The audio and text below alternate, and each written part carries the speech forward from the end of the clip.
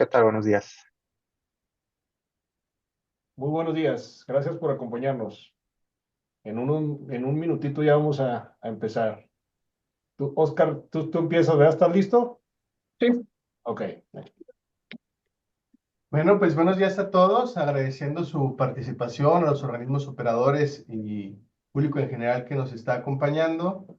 Pues iniciaremos la sesión de videoconferencia actualización climática correspondiente al mes de mayo y para esto me permito ceder la palabra al doctor Adrián Vázquez, quien coordina el proyecto desde la Universidad Autónoma de Ciudad Juárez.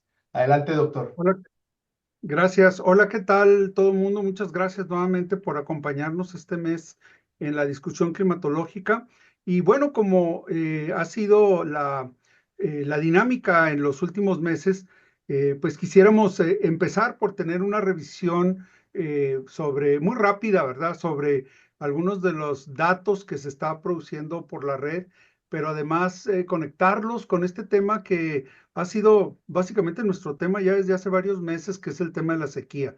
Entonces, quizá digamos, en estas sesiones próximas, nos vamos a enfocar mucho hacia el tema de la sequía más que a otros fenómenos meteorológicos. Ojalá y que pronto podamos cambiar de tema y el tema sea las inundaciones, ¿verdad? Pero bueno, no es que quiera que haya inundaciones, pero sí sería algo bueno para el estado. Por lo pronto, vamos a continuar con esta dinámica y desde luego, pues vamos a pedirle a Oscar Ramírez que si nos hace el favor de hacernos un recuento rápido de lo que estamos viendo en la red climatológica del estado.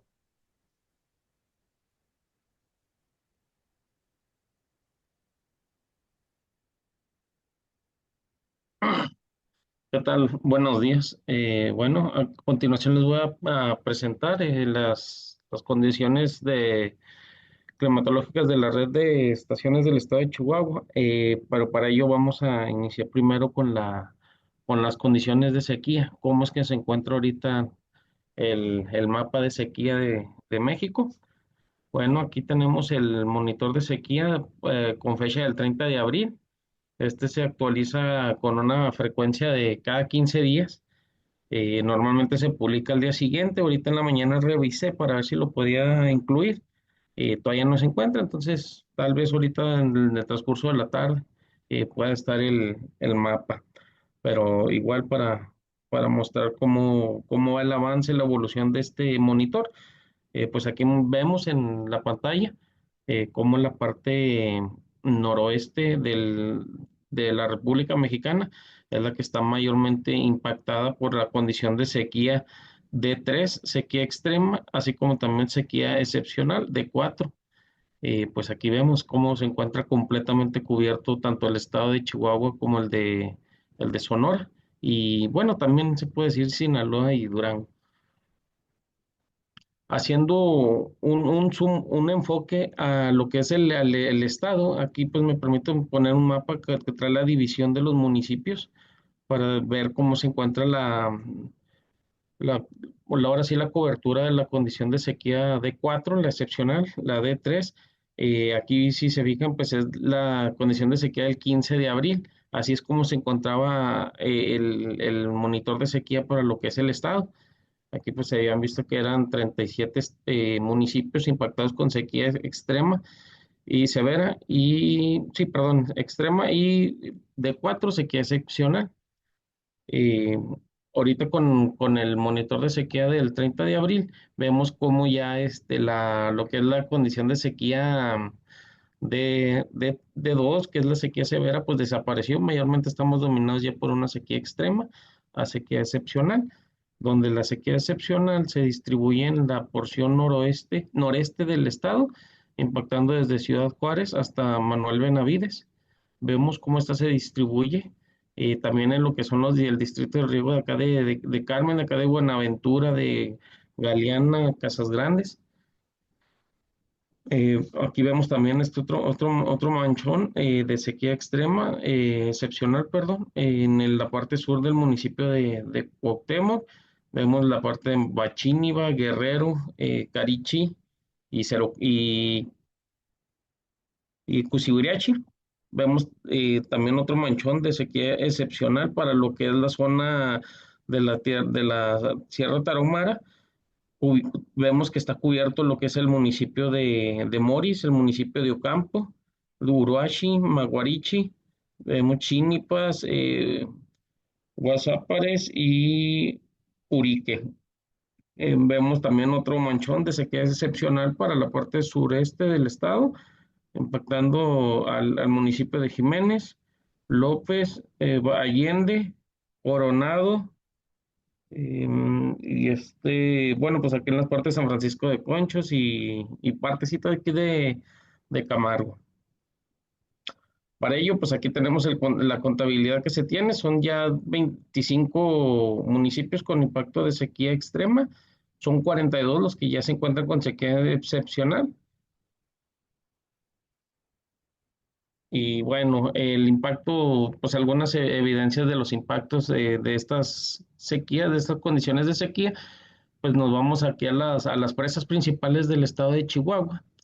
Vemos en la parte nororiente noroccidente del estado, vemos para la presa Las Lajas. Aquí muestro en la parte derecha de la pantalla lo que es las imágenes actualizadas de las presas. Esto es a la primera quincena del mes de mayo. Vemos cómo el vaso de aquí de la presa Las Lajas se encuentra muy disminuido. Bien, si aquí logran ver el puntero, pues es lo que normalmente tiene esta presa de almacenamiento. Sin embargo, ahorita está contenida en esta porción con solo un 7.3% de llenado y un volumen de 6.054 hectómetros cúbicos. Para el caso de la presa del Tintero, que está aquí para el lado de Namiquipa, pues vemos también cómo se mira el, el vaso de la presa. Vemos que esta parte normalmente también está cubierta por agua. Ahorita, pues dadas las condiciones, se encuentra en un porcentaje de 9.5% de llenado, un volumen de 11.881 hectómetros cúbicos. Enfocándonos ya aquí en la parte, en el distrito de riego, pues el más grande del estado, que viene siendo el 05, y pues la cuenca del río Conchos, pues vemos que para las presas, partiendo de la presa del Granero, pues aquí se muestra una imagen. También este es un actualizado de la primera quincena de mayo, cómo es que se encuentra ahorita la presa, en la cual se observa que es un 57.1% de llenado, con 162.3 hectómetros cúbicos. Para la presa de las Vírgenes, esta es la imagen que se encuentra. Pues aquí vemos cómo está seco completamente esta parte del vaso. Vemos que tiene un 11.7% de llenado y un volumen de 38.889 hectómetros cúbicos. Para el caso de la presa de la Boquilla, la primera quincena de mayo, pues aquí se muestra la imagen también cómo está. Pues normalmente hasta esta parte es donde se extiende la cobertura por agua cuando pues tiene las condiciones superiores del 60% de llenado. Bueno, pues ahorita se encuentra en esta situación, pues con un 14.7% de llenado y 417.689 hectómetros cúbicos. Respecto de la vegetación, bueno, aquí tomé unas imágenes para lo que es los índices de vegetación de diferencia normalizada, los cuales nos dan una luz sobre cómo se encuentra el estado de salud de la vegetación. Bueno, pues aquí logramos ver, para tener un contraste, tomo una imagen que es la que estoy señalando con el puntero del margen derecho, pues vemos que es del 2024, es para la fecha de mayo 12. Así es como se encuentra en estas fechas, es lo que normalmente está debido pues a la temporada de estiaje. Sin embargo, tomando ahorita una imagen de los NDVI para el actualizado de mayo 12 del 2025, pues vemos como si se contrastan, se ven más atenuados los verdes, más opacos y menos cubiertas estas zonas del estado. Pues aquí vemos el distrito de riego, el 05, cómo es que se encuentra ahorita y cómo es que se encontró el año pasado. Bueno,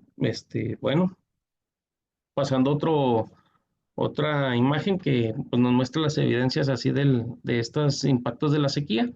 Vemos aquí el mapa de gravedad de GRACE de la NASA, el cual monitorea las disminuciones en el agua o los incrementos en el agua contenida.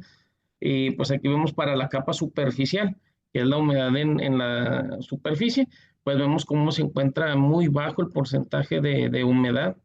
Aquí tengo una imagen cómo estaba para el 21 de abril y ahorita este actualizado es del 12 de mayo. Entonces, pues sigue manteniéndose muy, muy seco. Bueno, ahora vamos a mostrar aquí en esta slide lo que viene siendo lo que reporta la página de clima de la Junta Central para las precipitaciones que fueron del mes de abril. Bueno, tenemos que para el estado, para el día 3, un evento de precipitación para el municipio de Madera. Esta precipitación fue de un orden de 1 milímetro de precipitación en 24 horas para el día 3. Para el día 4 vemos que se extendió un poco más la precipitación a la zona bueno, los municipios anexos, que pues no, Casas Grandes, Galeana, y para la parte norte, pues en Ciudad Juárez y Praxedis y Guadalupe. En este evento, la precipitación máxima registrada fueron de cerca de los 15 milímetros en 24 horas. Para el día 5, aquí se muestra que hubo un evento de precipitación. Este día 5, pues lo vemos que estuvo mayormente concentrado en la zona de Praxedis.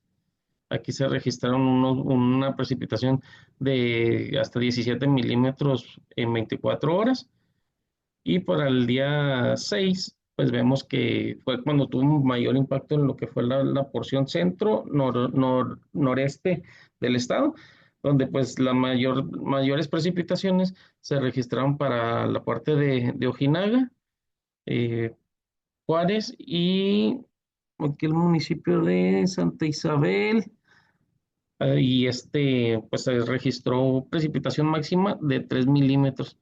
O sea, los colores denotan dónde fue mayor la precipitación, sin embargo, no quiere decir que fue muy alto. Aquí podemos ver que fueron 3 milímetros en 24 horas. Casi, casi, pues fue una lluvia esa ensuciacarros, como llamamos, ¿no? Eh, bueno, para el día 19 hubo otro evento de precipitación. Este solo fue en la parte de Madera. Aquí se registró una precipitación de 11 milímetros en un periodo de 24 horas. Y bueno, haciendo el recuento de todas estas precipitaciones, se sacó el acumulado para el estado, se tomaron de todas las estaciones los registros y se generó un grid con el cual pues aquí se proyecta donde estuvo concentrada mayormente la precipitación, que vemos que fue pues el municipio de Madera, el municipio de Guadalupe, el de Praxedis, y cómo se fue disminuyendo en la parte de Villa Ahumada rumbo a Buenaventura. Vemos que la parte sur del estado, estas tuvieron precipitaciones prácticamente muy bajas, menores me atrevo a decirlo incluso al milímetro, ya que pues esta escala marca cero, donde no hubo los azules y los tonos magentas, pues fueron los donde mayor se concentró la precipitación. Bueno, hubo acumulado de precipitación, que fueron 25 milímetros, específicamente en la zona de Madera. Y pues por mi parte sería todo. Muchas gracias, ingeniero. Te agradezco la presentación. Voy a pasar inmediatamente, si ustedes no tienen inconveniente, a hacer una exposición muy rápida sobre las condiciones climáticas que estamos observando a nivel sinóptico y de mesoescala y que, pues, de alguna manera están dándonos a prever cuáles pudieran ser las condiciones que esperamos para los próximos 3 meses. ¿Me abres la presentación, por favor, Enrique? Sí, cómo. Ahí se la pongo.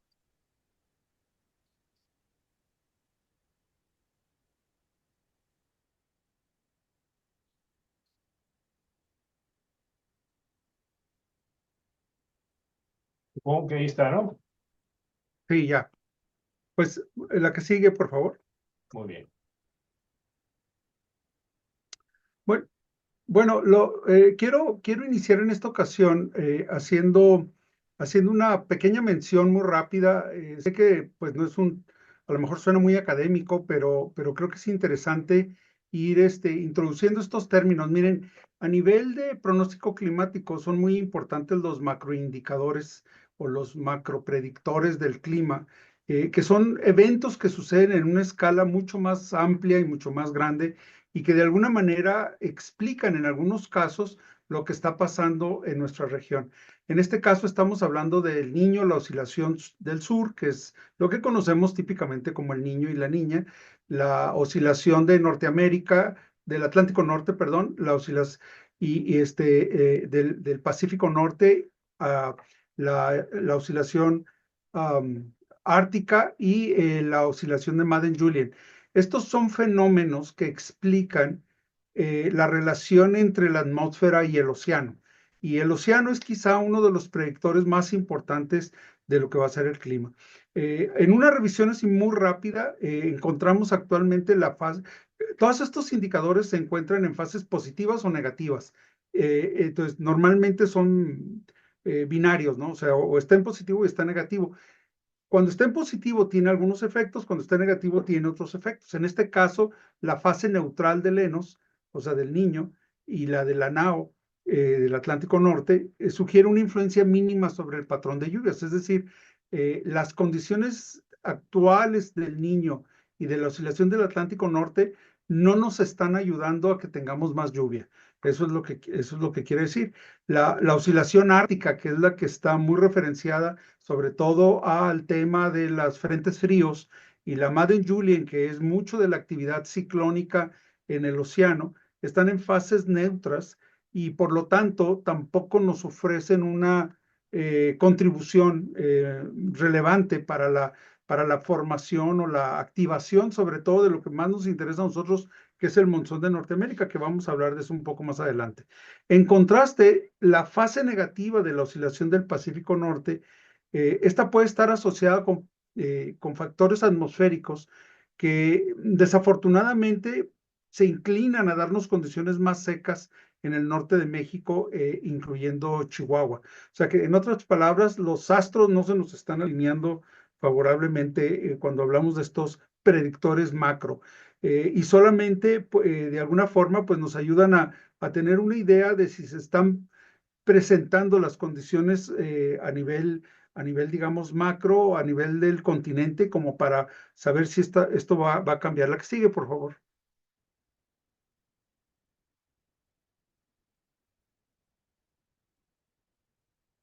Lo que voy a presentar a continuación es básicamente esta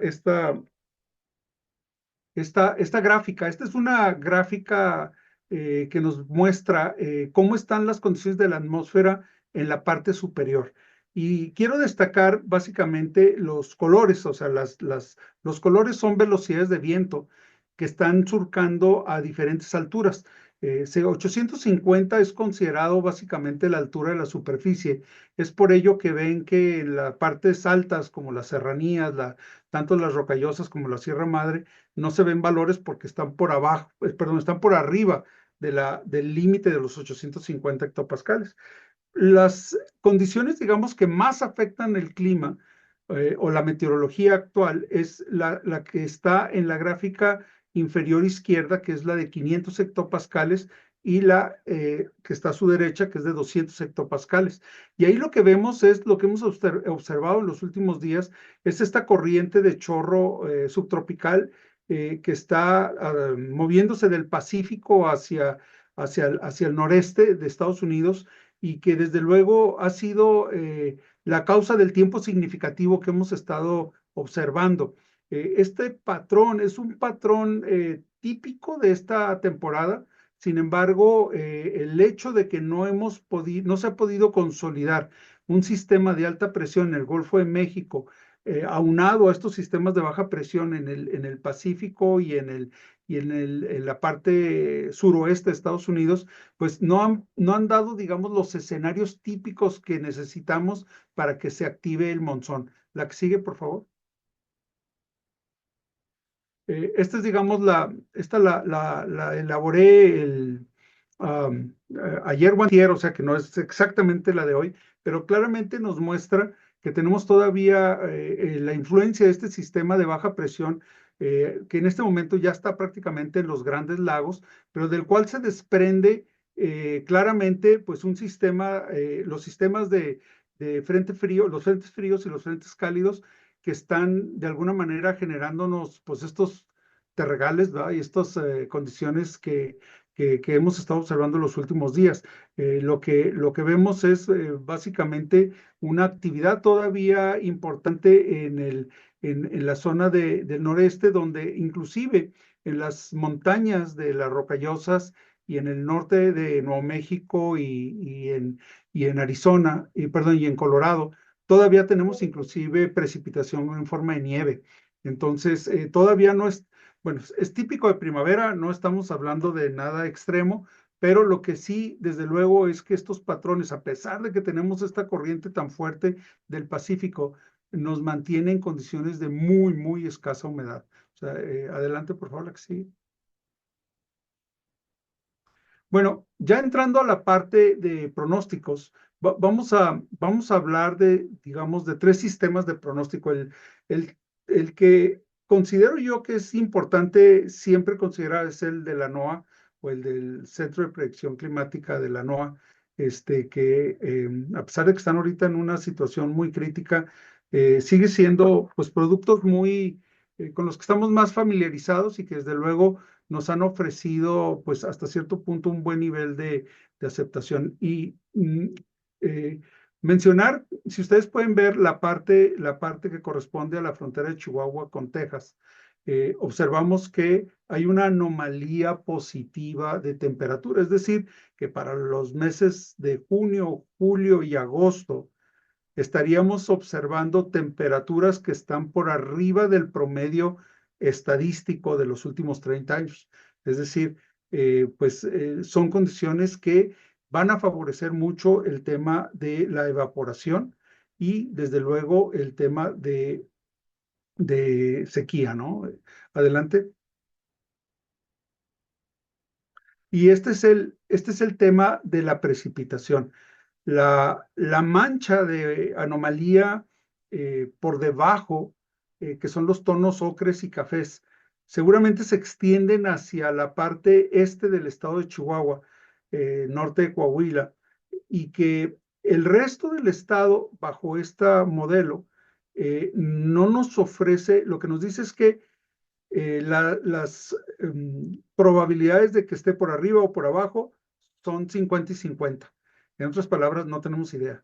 O sea, si el modelo no resuelve o no hay las condiciones para establecer si las condiciones de precipitación en este trimestre van a ser superiores o menores. Podríamos suponer, para fines de trabajo, que estamos hablando de condiciones normales, pero ahorita vamos a ver lo que nos dicen otros modelos. La que sigue, por favor. Este es este es el modelo de sequía. Este es un modelo que elaboran los americanos como una especie de previsión sobre la sequía. Y creo que es importante ver que ellos marcan toda la frontera con México como una zona de persistencia de la sequía. O sea, que quiere decir que por lo menos en la parte de Estados Unidos, que seguramente se extiende hacia el sur de México, al norte de México, ellos no ven en las salidas de los modelos o de las condiciones macroclimáticas que ya presentamos pues una disminución o una salida hacia o mejorar las condiciones de sequía para el próximo trimestre, ¿verdad? La que sigue. Este es el modelo que hace el doctor Lobato y que es le llaman el índice de persistencia de la sequía. Este instrumento nos permite ver, desde luego son varias imágenes, desde los 2 meses hasta los 48 meses. Yo escogí 24 meses porque es, digamos, la imagen que nos muestra la mayor afectación por efectos de sequía que observamos en ese periodo de tiempo. Es decir, que, que podríamos decir que la persistencia de la sequía en el estado puede considerarse que lleva 24 meses por lo menos a una intensidad y una cobertura que es bastante importante, como podemos apreciar en el mapa. Entonces estamos hablando entre sequía extrema y excepcional en los mismos, vamos a decir, con la misma terminología que usa la Conagua, pero en este caso vamos a observar que que hasta el mes de mayo la persistencia de la sequía ya se podía contabilizar como de 24 meses continuos, ¿verdad? De sequía. La que sigue, por favor.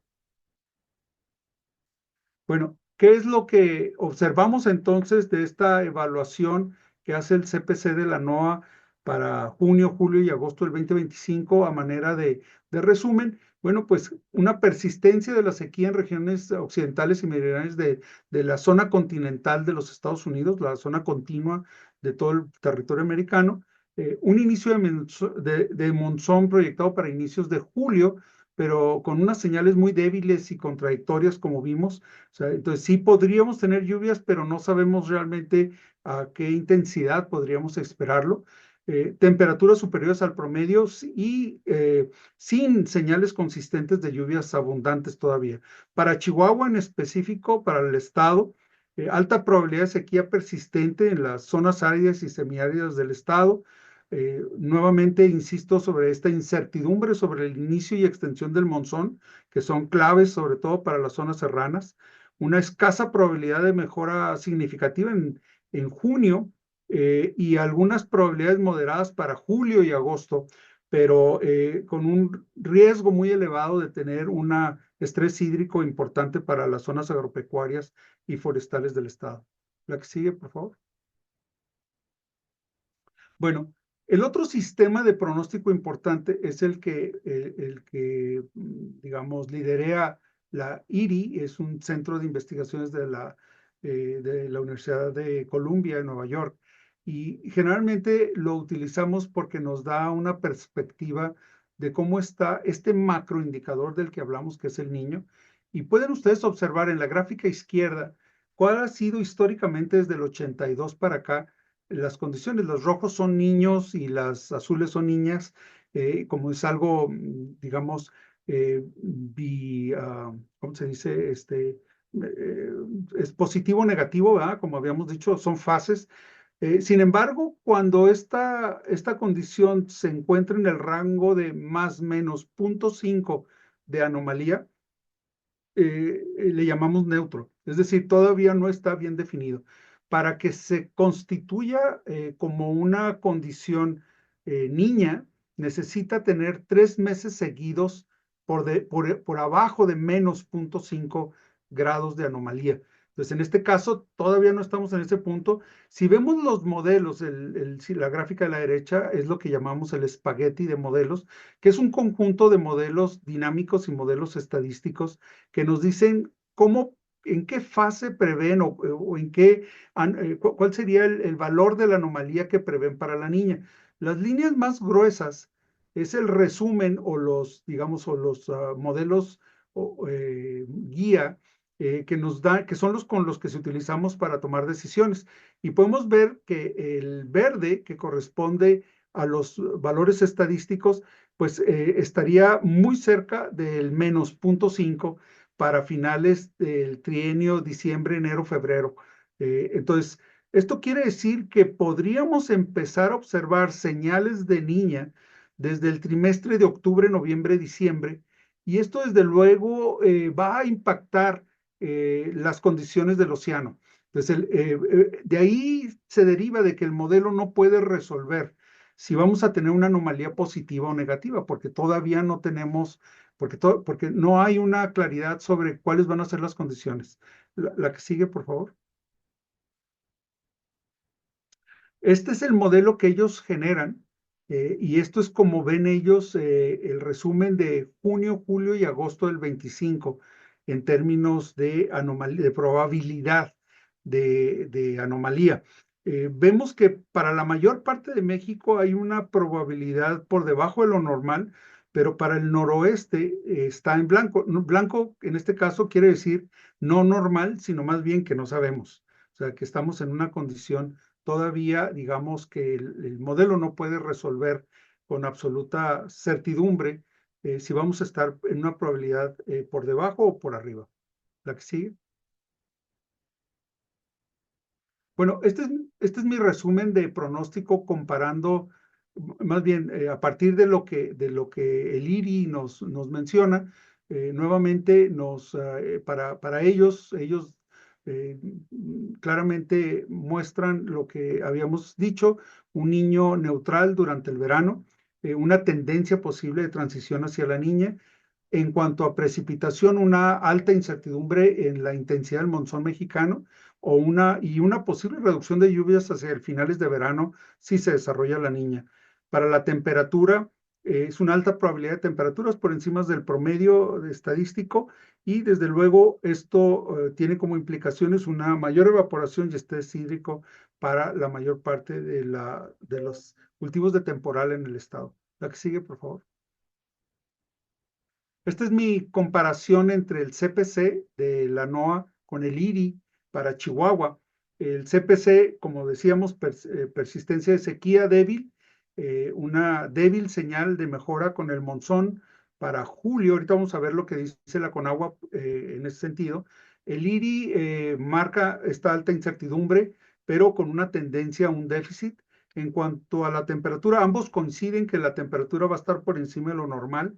Y en cuanto al niño, el CPC lo muestra con neutro y con debilidad del monzón, y el IRI lo muestra neutro al inicio con una posible transición hacia la niña en el trimestre de agosto, septiembre, octubre, noviembre.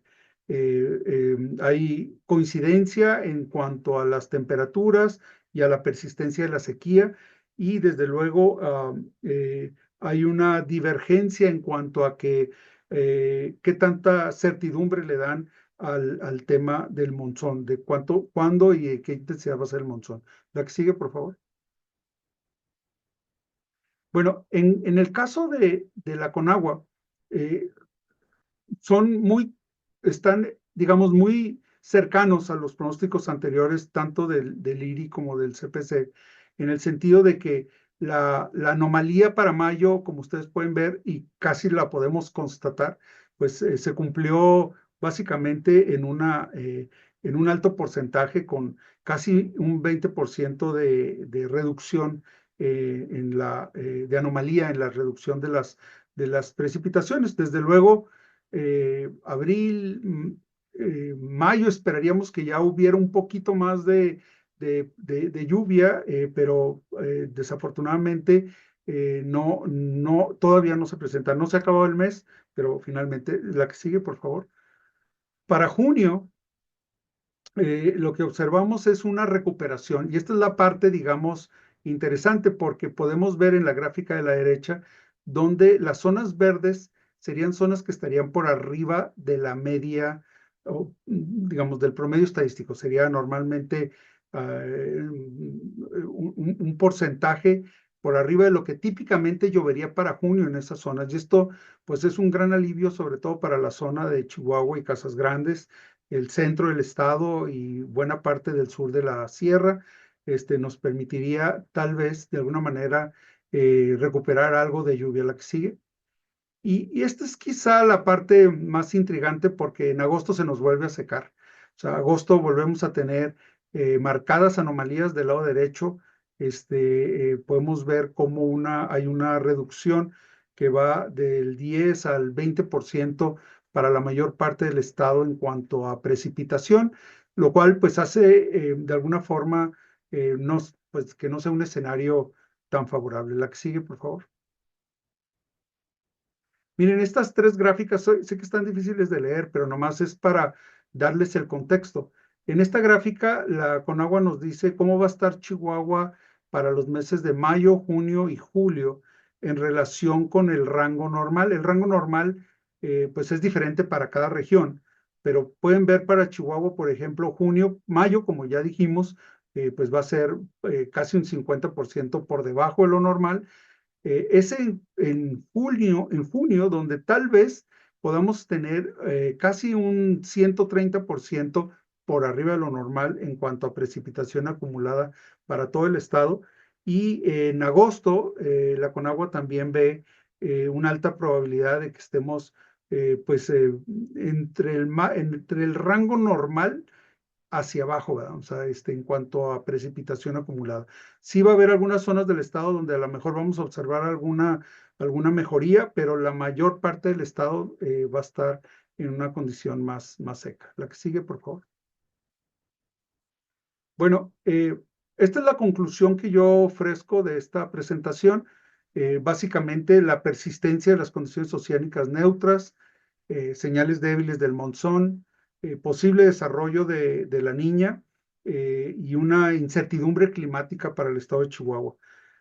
La perspectiva para este verano indica, pues, sobre todo una sequía persistente, algunas mejoras locales en algunas zonas del estado, pero sujetas a una evolución incierta del monzón. Y obviamente, pues aquí la recomendación es que probablemente se tenga que mantener el estado de alertamiento por sequía que ya implementó el gobierno del estado. Necesitamos tal vez empezar a hacer un trabajo más acucioso sobre la integración de estos macroindicadores climáticos en la planeación regional para empezar a tener una perspectiva tal vez más amplia. Y esto, desde luego, finalizo diciendo que es necesario mantener las medidas de gestión, como ya dije, sobre todo para lo que tenga que atender la parte de agricultura de temporal y la parte de lo que podría ser clave, sobre todo para el manejo de los recursos hídricos. Como siempre, nuestros colegas de la Junta Central les ofrecen ¿cómo se dice? Este QR. QR para si ustedes quieren bajar, digamos, la presentación, o sea, tengan acceso a ella, a quienes así lo deseen. Y básicamente, pues esto sería el resumen de la presentación que tenía preparada para el día de hoy. Muchas gracias, doctor. Me gustaría, sin buscar el afán de hacer mucho más extensa la presentación, tenemos una siguiente, ¿verdad? Sí, pues nomás comentarles que aquí está el QR para las conclusiones para que se las puedan llevar y compartirlas. Si necesitan que se los compartamos por WhatsApp, nos lo indican y vamos a pasar a la siguiente. Aquí sería interesante también, bueno, si pudiéramos observar quiénes están conectados, quiénes tienen la cámara encendida, Sí, cómo no. y agradeciendo la participación de la gente de Conagua y diversos especialistas que nos están acompañando, pues poner sobre la mesa estas preguntas, estas inquietudes que estamos teniendo, que se están manifestando respecto a la primera de ellas, cómo puede el Estado fortalecer sus capacidades de decisión cuando los modelos climáticos presentan estas señales, ¿no? Que no hay una consistencia, muestran señales débiles, contradictorias o con bajo grado de confianza respecto a eventos críticos como el monzón. En realidad, poder tomar una decisión tan concienzuda o a detalle, considero que pues pudiera ser un riesgo, finalmente hablar de que pudiéramos estar hablando de un muy buen escenario durante el mes de junio, siendo que la tendencia en cuanto a lo que son los modelos, pues no muestran que realmente salgamos de la condición de sequía, a pesar de que pudiéramos tener precipitaciones. Como bien menciona el doctor Adrián, yo considero que pues sí, aunque junio puede ser un mes prometedor, un mes de precipitaciones, realmente la situación de los efectos que ha venido arrastrando la sequía desde el segundo semestre de 2023 para acá, pues no favorecerían que pudiéramos salir de la condición de sequía. No sé, doctor, Perdón, Omar, platíquenos. nomás te Adelante. corrijo porque es el mes de julio cuando esperaríamos algo de lluvia. En junio no. Correcto. No sé si alguien quiera tomar la palabra. Veo que también está el doctor Granados conectado. Si alguien quiere hacer algún aporte de un organismo o los especialistas que nos están acompañando, adelante. Adelante, pueden levantar la mano o pueden abrir su micrófono para compartirnos alguna experiencia o su punto de vista acerca de estas preguntas de discusión técnica.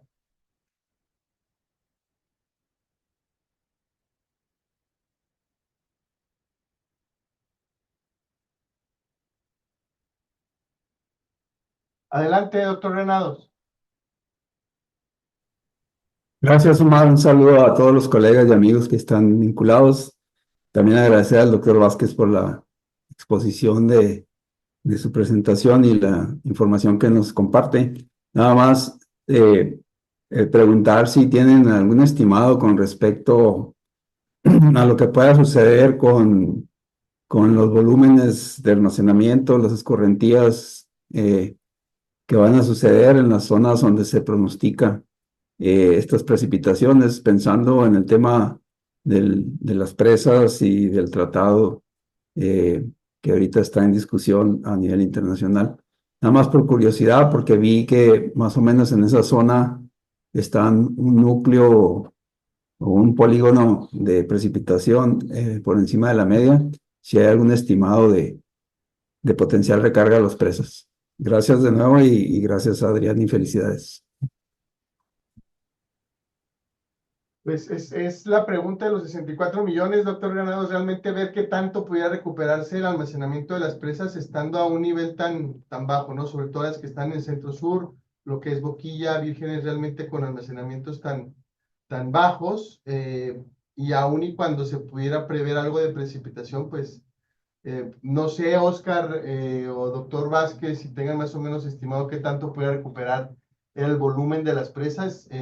Yo creo que previo a que se pudiera dar ojalá, este posible escenario de precipitación, pues sin duda la temperatura hará sus efectos y todavía disminuirá, creo yo, sin ser fatalista, pero creo yo que disminuirá aún más el almacenamiento de las presas y quién sabe si llegamos a tener algo, doctor Cervera me podrá corregir, pero si podamos tener algo de almacenamiento antes de que lleguen las precipitaciones. No sé qué escenarios sean los que más o menos estén estimando con agua o la misma universidad, si quieren aportar algo, adelante.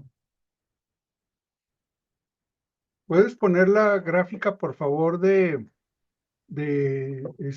volverte ahí, antes, digo, más para atrás? Ups, fui yo. Es la de junio, la de julio, por favor. Este es mayo, junio, julio. Julio, ahí. Este es yo dije junio.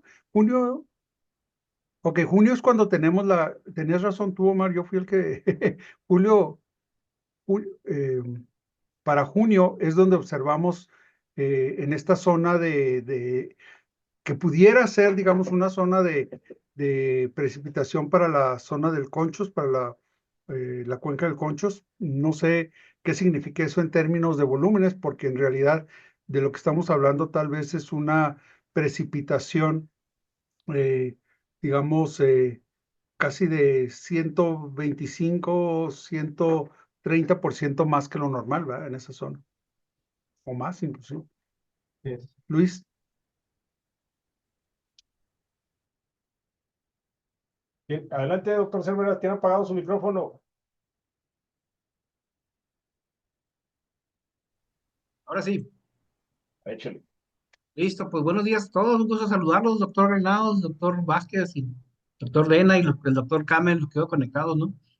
Y Omar, pues yo estaba viendo apenas hasta ayer las mismas gráficas y iba nomás a participar para decir que sí era el mes de junio, que tiene arriba el 130% por arriba de lo normal, pero lo que me preocupa a mí en lo personal, ¿verdad? No tengo el pronóstico de volúmenes y estas cosas, es la magnitud de la sequía, ¿no? Ya lo dijo Omar, del septiembre del 23, cómo se ha sostenido. De hecho, yo ya en los reportes de sequía estoy agregando la magnitud para Chihuahua y la magnitud del periodo actual ya rebasó la magnitud del periodo 2011-2012, que fue cuando apareció el Pronacose como respuesta federal para paliar los fenómenos de la sequía, ¿no? Esta magnitud ya nos pasó.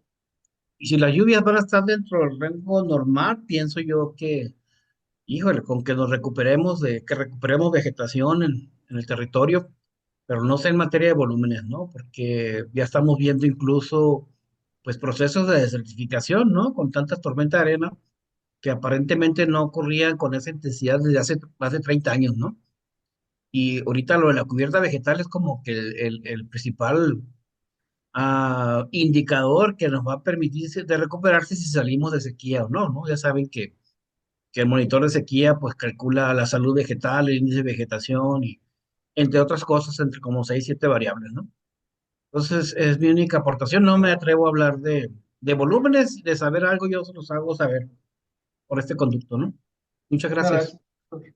Gracias, muy amable. Inge Valdés, adelante.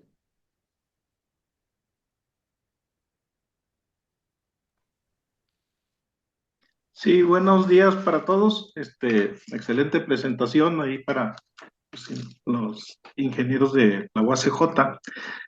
Para poder determinar el volumen que llega a incidir en una fuente de abastecimiento, se lleva a cabo un funcionamiento de vasos.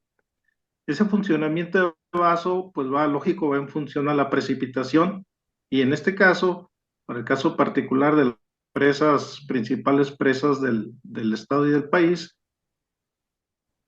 pues se hace en función a las precipitaciones históricas. A estas precipitaciones históricas que van y llevan finalmente una escorrentía hacia los vasos de almacenamiento.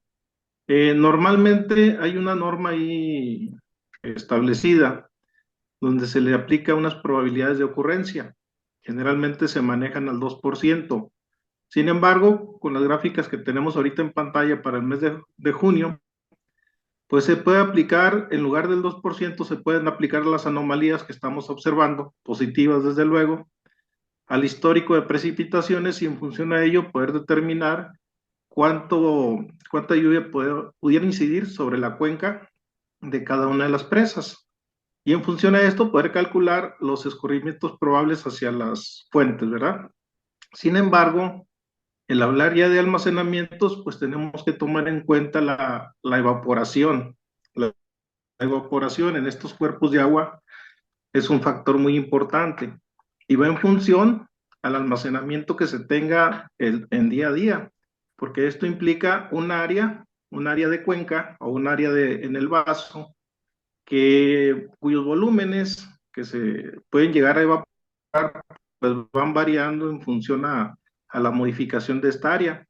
En esas condiciones, pues se elabora este funcionamiento de vaso, que no es otra cosa más que un análisis de entradas y salidas, en este caso, precipitaciones en función de las anomalías que nos presentan, con sus escurrimientos, y las salidas, pues serían las evaporaciones para determinar finalmente los almacenamientos para esos meses. Ese más o menos es el procedimiento que se sigue en estos funcionamientos de vaso para poder determinar si efectivamente vamos a tener almacenamientos positivos y de qué magnitud serían. En términos generales, por ejemplo, para una presa boquilla, cuando sus condiciones de almacenamiento andan del orden del 50 al 60%, el volumen que se llega a evaporar en un ciclo agrícola anda del orden de los 200 a los 300 millones de metros cúbicos. Es decir, es una cantidad de agua sumamente considerable. Y eso, bueno, pues derivado del área de contacto que tiene el vaso, ¿verdad? Ahorita, bueno, pues desafortunadamente los niveles son muy, muy bajos. El volumen que se pudiera llegar a esperar de evaporación, pues sería inferior a estos números que les comento. Sin embargo, bueno, pues se tendría que calcular en función a las anomalías cómo va a ir evolucionando los niveles, y en base a eso, pues también calcular las evaporaciones. Sería mi aportación. Muy bien, gracias, ingeniero. ¿Podemos ir a la última? Aquí en esta diapositiva, en la imagen derecha, ante los cambios o ante la divergencia, la gran diversidad de los productos que nos están arrojando las diferentes modelaciones, cómo poder jerarquizar la fuente de información para reducir los riesgos. Yo creo que, pues bueno, hay que revisar, a reserva de lo que puedan compartir ustedes, creo que hay que revisar cuáles han sido la respuesta que han tenido los modelos para nuestra región, porque definitivamente no es lo mismo hablar de un CPC para nuestra región que hablar del IRI para nuestra región, ver cuál de ellos ha sido más consistente y sobre eso, pues ver cuál de ellos, o incluso tal vez no específicamente estos modelos, sean los que pudieran tener la mejor respuesta para poder tomar decisiones y jerarquizar esta planeación que se tiene que llevar, no solamente para la dotación de agua público urbano, sino para otras actividades como cuestión agropecuaria u otros fines, ¿no? No sé qué opinen, no sé qué opinan ustedes.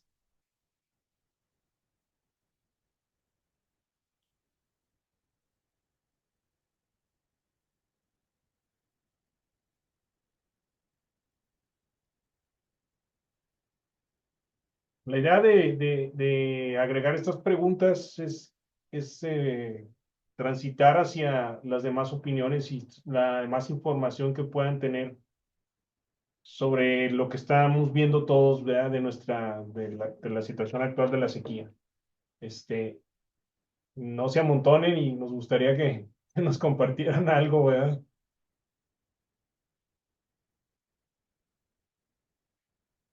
Échale, Oscar. No, doctor Vázquez. Y con mucho gusto. Mira, algo que tenemos que valorar es, mm, hemos mantenido, digamos, de alguna manera consistencia. El doctor Lobato, cuando le toca hacer esta presentación, yo creo que él hace un esfuerzo muy interesante porque además agrega el modelo francés, el modelo europeo, que casi siempre lo que hemos visto es que hay cierta, digamos, ¿cómo diríamos? Que nos vamos, estamos viendo básicamente lo mismo. Eh, Sin embargo, pues esto es una posibilidad de tener más modelos.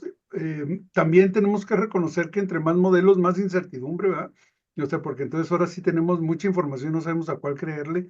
Creo que esta pregunta debería orientarse más hacia si deberíamos tener indicadores adicionales que podamos nosotros medir en campo. O sea, o que podamos ver a nivel satelital. Un proyecto como el que tiene, o más bien una presentación como la que tiene Oscar, en donde podemos cuantificar, por ejemplo, los vasos de las presas, o que eventualmente podríamos hacer escenarios de escurrimiento, pero igual es elucubrar sobre cosas que no sabemos si van a pasar o no. Simplemente lo que queremos es tener una línea base que nos permita ir sabiendo o ir calibrando, digamos, esta información que tenemos de manera tan accesible como el CPC y el IRI para poderlo calibrar y poder, pues, de alguna manera tener una noción de qué tanto les creemos o qué tanto no, ¿verdad? Doctor Granados, adelante. Gracias, Omar. Bueno, creo que es una pregunta pues interesante y retadora porque tiene varias condiciones, el tema de riesgo y el tema de jerarquizar fuentes de información y luego el tema de planificación hídrica y agropecuaria. Es una pregunta muy amplia, pues. La primera aproximación que yo tal vez buscaría sería el tema de escala, ¿no? En los modelos de cambio climático que están discutiendo, tal vez son muy gruesos o muy amplios y bueno, eso implicaría pues un esfuerzo adicional de cómo nutrir esos modelos de mayor resolución a, a encontrar resultados que tengan más certidumbre en las regiones, ¿no? Y aquí estoy pensando de nueva cuenta en el tema de la planificación hídrica agropecuaria, porque pues si bien los polígonos que vimos hoy en los mapas, donde se presume un poco mayor precipitación en ese mes, pues tal vez ahí los distritos de riego serían una atención específica que se tendría que dar desde el punto de vista de planeación en la disponibilidad del recurso hídrico. Y pues ahí estamos obligados ya por el tema del desarrollo agrícola que se ha dado en esos distritos, pensando o comparando cultivos perennes contra cultivos anuales, ¿no? y esa disponibilidad o demanda hídrica que podrán tener, ¿no? El problema que hay de la expansión de huertas nogaleras y la demanda que tienen, pues ya eso implicaría estar revisando pues, un poco más de detalle en los modelos. Y en segundo término, creo que ahí está la fórmula que se tiene que hacer en cuanto a la planeación de abajo para arriba, ¿no? Si estamos viendo que estos patrones van a ser más tendientes a la poca disponibilidad de agua, pues entrar al problema social, económico de limitar áreas de cultivo o reducir expansión urbana, en donde hay más demanda por el recurso, pues ahí ese es un tema muy complejo de gobernanza que está en la agenda, pero que no hemos abordado con detalle. Seguimos modelando de arriba para abajo. Y yo creo que la parte social económica tiene mucho que aportar si logramos meter a esta dinámica de gobernanza y prevenir en lo que el futuro se visualiza como el famoso día cero, ¿no? Creo que hay mucho que hacer ahí y bueno, estos ejercicios de los modelos que estamos usando, creo que hay otros con mayor resolución. Por ahí la Universidad de Nuevo México hizo algunos hace un par de años muy regionales de lo que corresponde a la cuenca del río Bravo, en particular en la región entre la presa de Elefante hasta Fort Pittman, con un proyecto que pagó el Departamento de Agricultura de Estados Unidos para contestar una pregunta de si íbamos a tener disponibilidad para el tema de uso del agua agrícola. Y ahí se corrieron algunos modelos más puntuales y sí hay, pues obviamente mayor resolución. Y en el tema que planteaban de cómo estimar las escorrentías, aunque muy gruesos, probablemente muy gruesos los resultados que se podrán generar.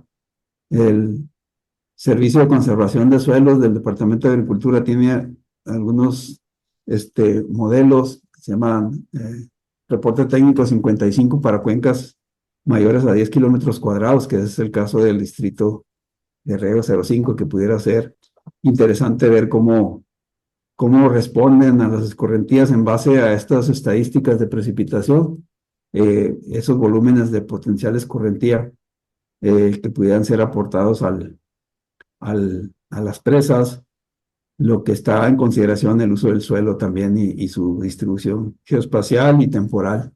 Entonces, sí hay varias agendas ahí pendientes y yo creo que es de abajo para arriba el tema de la planeación de estas estrategias de conservación de agua y disposición de agua para estas actividades económicas, pero pues ahí implica la inversión que se puede hacer de las instituciones para poder invertir hacia estos estudios y pues tener un poco más de claridad en función a que pues se está requiriendo más detalle, ¿no? Una disculpa por la extensión a la pregunta o al comentario. Muy interesante. La respuesta más bien. Oye, Alfredo, ya que estás ahí, quería preguntarte dos cosas. Rescato mucho esto que dices, que estoy de acuerdo contigo, en tal vez trabajar en mallas anidadas de los modelos para darle más resolución. Si eso es lo que se necesita para trabajar, ¿verdad? O sea, si con la resolución actual no, digamos, si nos ayudaría de alguna manera ser más específicos con la granulometría, digamos, de las salidas de los modelos. Pero algo que te quiero preguntar, con el permiso de todos los demás, es, ¿tú valoras, por ejemplo, le das suficiente credibilidad, por ejemplo, a GRACE para el tema de ver el estrés hídrico en los acuíferos? El CREI solamente profundiza a cierto nivel. Hay indicadores indirectos que tienen que ver con las tonalidades de los suelos y la frondosidad y reflectancia de la vegetación, que es muy sintomático de cómo responden los acuíferos a estos efectos del clima en base a imágenes de satélite. Hugo Gutiérrez de UTEP, no sé si lo ubicas, él tiene un estudio muy interesante de Yucatán, de cómo el pulso de la península, en base a la radiación y la reflectancia de la vegetación, se veía directamente, era como un pulso del corazón, de evaporación, absorción, y está muy padre su estudio, la verdad. Sería cuestión de platicar con Hugo a ver si él, creo que sí está haciendo algo para el caso Chihuahua y para el tema del Conchos, pero no estoy seguro, hace rato que no hablo con él. Pero concretamente creo que hay otros métodos indirectos que se pudieran utilizar con imágenes de satélite de mayor resolución, porque esta, pues creo que es 1 kilómetro cuadrado el píxel o más, no me acuerdo. Yo Y creo que es más. sí, y bueno, pues es continental lo que se ve ahí, ¿verdad? Es primera aproximación pudiera ser útil y lo de ahí detallar otra vez, igual que el comentario para la planeación hídrica, brincar a los otros modelos o las otras bases de datos y eso pues tú sabes que toda la piezometría y el tema de la evolución de los acuíferos pues tiene que estar vinculada ahí. Y ahí en una nueva cuenta podemos utilizar otras condiciones superficiales para ver cómo planeamos el tema de la recarga, los acuíferos, el tema de fallas y lineamientos que son conductos directos que no hemos trabajado tan intensamente para establecer obras de captación en las partes de la cabecera de la cuenca para que los acuíferos se recarguen. Eh, Infraestructura hidroagrícola en cuanto a bombeo que están cerca de esos fallas y lineamientos tienen 10x más de volumen que en el acuífero granular. Granular, ¿no? Esta tecnología, bueno, Oscar hizo su tesis de eso precisamente, y ahorita que levantó la mano, a ver si él nos quiere platicar. Hay un artículo que publicó Oscar ahí que refiere a esto. Y bueno, estas tecnologías de espectrales, pues para la cuestión de acuíferos, que es a donde le vamos a ir tirando poco a poco conforme se agote lo superficial, pues tendríamos que hacer esas radiografías, ¿no? Los hidrocensos, acá donde estamos nosotros en la cuenca baja del río Casagrande, es muy sintomático cuáles pozos permanecen o están todavía trabajando y cuáles salieron de uso porque están trabajando en el granular únicamente. Pues más o menos por ahí creo que se pudiera aproximar esto, Adrián. No sé si por ahí una Gracias. pregunta. Sí, Nos da para hablar mucho más de esto y creo que hay muchas réplicas y todo. Sé que que ya nos pasamos 4 minutos del tiempo programado, pero pues aquí ya se lo dejo a Omar y a Enrique cómo quieren proceder, ¿va? Yo creo que ya estamos aquí. Si hay algo más, pues agreguémoslo, ¿no? Adelante, Oscar, ibas a comentar algo. Sí, es referente a lo que comentaba el doctor Granados sobre lo del satélite y la investigación que hizo Hugo en la península. Sí me tocó ver su investigación y más o menos quiso hacer algo, replicar algo con el satélite Grace, específicamente para el acuífero de Cuauhtémoc. Y me acuerdo que lo orientó o lo orilló más que nada a trabajar en el acuífero de Cuauhtémoc es porque el satélite Grace tiene una resolución de 0.5 grados, que son muchos kilómetros. Y ese le llaman mascón a la medida que toma puntual y queda en la parte céntrica del acuífero. Entonces, considerando pues, la extensión territorial del acuífero, pues ahí más o menos hacían ya inferencia en cuestión de volúmenes. Aquí en la presentación lo que yo manejo es también es la misma metodología de Grace, nomás que lo complementa con imágenes de satélite un poco más finas, con resolución de 0.05 grados, para tener a mayor detalle ese comportamiento. Sin embargo, pues sí, sigue siendo, pues, inferir ahí ahora sí en el volumen de masa, pues, que es lo que a fin de cuentas lo que significa mascón, ¿verdad? Es mass conservation y pues lo que mide la masa.